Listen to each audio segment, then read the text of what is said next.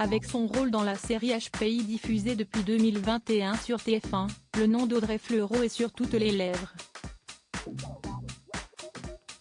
Un succès pourtant d'abord mal engagé parce que la comédienne ne voyait pas l'intérêt de le faire lors des premières lectures du scénario.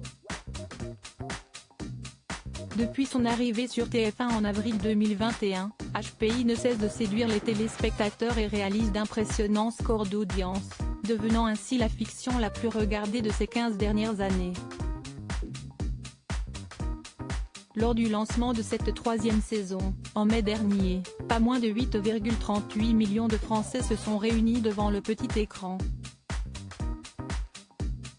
Après ce dernier volet rocambolesque achevé fin juin dernier, la quatrième saison déjà programmée suscite sans aucun doute l'impatience des fidèles du programme. Son succès, la série bientôt adaptée aux États-Unis le doit certainement à son casting 5 étoiles, ses intrigues bien ficelées mais avant tout au personnage de Morgane Alvaro, incarné par Audrey Fleurot. Depuis sa première apparition dans la peau d'une ancienne femme de ménage devenue une consultante pour la police exécrant l'autorité et accro au chewing-gum, le nom de l'interprète est sur toutes les lèvres.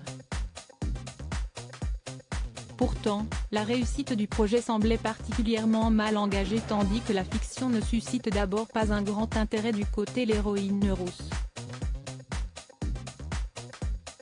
Une série vieillotte à l'occasion de la 25e édition du Festival de la fiction de La Rochelle, dont elle est la présidente du jury. La binôme de Mehdi Nebou ne cache pas que lorsque le scénario de Pi lui a été soumis, elle ne voyait pas l'intérêt de le faire. Bien que la comédienne change Davis par la suite et impose la condition non négociable de pouvoir intervenir sur les scripts de chaque épisode avec son compagnon Djibril Glissant, ses premières impressions sont loin d'être enthousiastes. La Française qui double Scarlett Johansson dans Heure Confie, c'était de la télévision qui n'était pas moderne.